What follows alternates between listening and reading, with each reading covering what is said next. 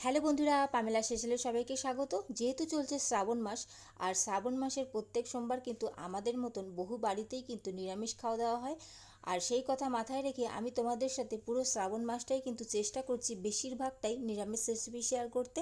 আর আজ আবারও সেই রকম একটা নিরামিষ রেসিপি নিয়ে হাজির হয়ে গেছি। তবে আজকের রেসিপিটা কিন্তু একদম মিস করো না। পারলে অবশ্যই যে কোনো নিরামিষ দিনে একবার অন্তত এই রেসিপিটা ট্রাই করো। আর আমি কথা দিচ্ছি, একবার খেলে কিন্তু বারবার খেতে ইচ্ছা করবে। চলো তাহলে কথা না বাড়িয়ে শুরু করা যাক আজকের রেসিপি, পটল পনির মাধুরী। সবার প্রথমে আমি একটা মশলা বানিয়ে নেব। তার জন্য কড়াতে সামান্য একটু তেল অ্যাড করেছি। তেলটা গরম হয়ে গেছে। এখন এর মধ্যে বেশ খানিকটা আমি গোটা জিরে দিয়ে দিলাম। এর সাথেই গোটা গরম মশলা, এলাচ, লবঙ্গ, দারচিনি, আর এর সাথেই টমেটো, কাঁচা লঙ্কা আর পরিমাণ মতন আদা কুচি আমি অ্যাড করে দিলাম। এখন সমস্ত কিছু একটু ভাজা করে নেব। এখন এর মধ্যে 8-10টা মতন কাজু বাদাম অ্যাড করে দিলাম। সমস্ত কিছু হালকা একটু ভাজা করে নেব। বেশি ভাজা করার দরকার নেই, হালকা ভাজা করে নিলেই হবে। তারপর মশলাটা তেল ঝরিয়ে মিক্সার জারের মধ্যে নিয়ে ঠান্ডা করে ওর মধ্যে সামান্য একটু জল অ্যাড করে এর একটা মিহি পেস্ট বানিয়ে নিতে হবে। সমস্ত কিছু দেখো ভাজা হয়ে গেছে। এখন তেল ঝরিয়ে তুলে এটা ঠান্ডা করে নিয়ে পেস্ট করে নেব। কড়াইয়ের মধ্যে আমি আবারও একটু তেল অ্যাড করেছি। এখন সবার প্রথমে আমি আলুটা ভাজা করে নেব। এর মধ্যে কিন্তু আমি কোনো রকম নুন বা হলুদের ব্যবহার করিনি। আমি জাস্ট আলুগুলো লাল লাল করে ভাজা করে নেব।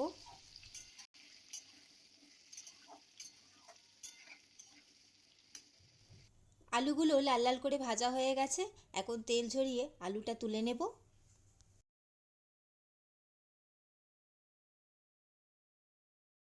তেল ঝরিয়ে আলুগুলো তুলে নিয়েছি। এখন এই তেলের মধ্যেই পটলগুলো একইভাবে ভাজা করে নেব। কোনো রকম নুন বা হলুদের ব্যবহার করিনি, তোমরা চাইলে নুন বা হলুদ দিতে পারো।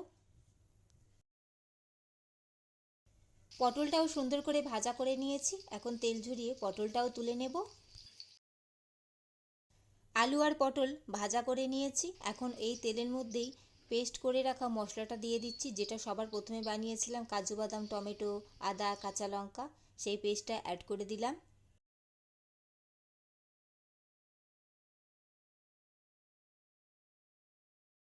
কয়েক সেকেন্ড মশলাটা তেলের মধ্যে নাড়াচাড়া করে নিয়েছি।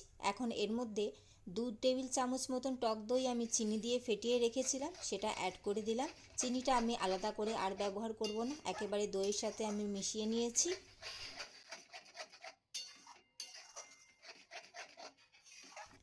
গ্যাসের ফ্লেমটা লোতে করে দইটাও ভালো করে মশলার সাথে মিশিয়ে নিয়েছি। এখন এর মধ্যে কিছু গুঁড়ো মশলা দিয়ে দেবো।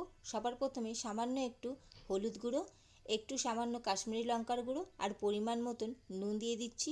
যেহেতু আলু পটল ভাজার সময় আমি নুনটা ব্যবহার করিনি, তো নুনটা সেই হিসাবেই অ্যাড করে দিতে হবে। এখন সমস্ত কিছু আবার ভালো করে মিশিয়ে নিতে হবে।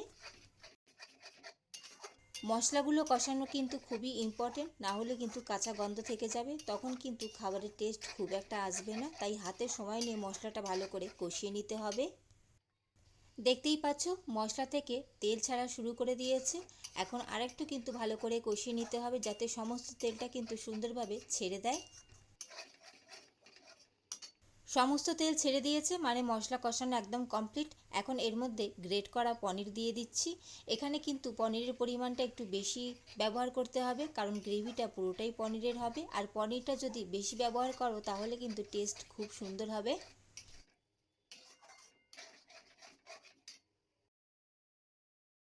মশলার সাথে পনিরটা সুন্দরভাবে মেশানো হয়ে গেছে। এখন এর মধ্যে পরিমাণ মতন জল অ্যাড করে দিচ্ছি।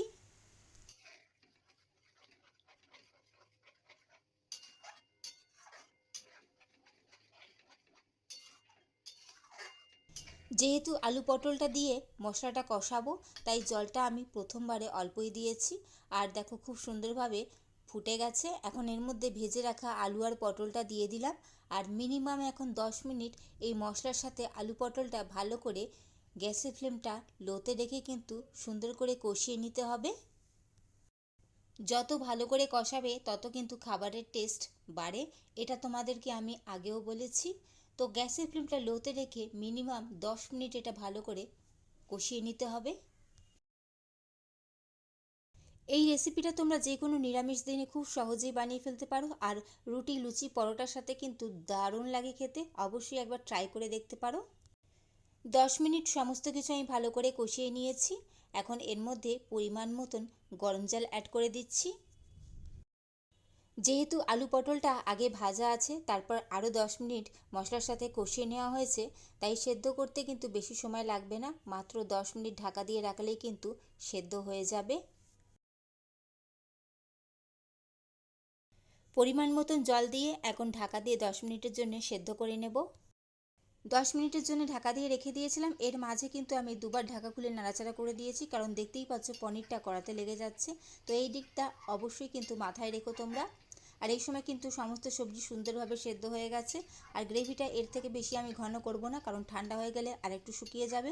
তো নামানোর আগে ওপর থেকে আমি একটু ফ্লেভারের জন্য ঘি অ্যাড করে দিচ্ছি, যেহেতু নিরামিষ রান্না।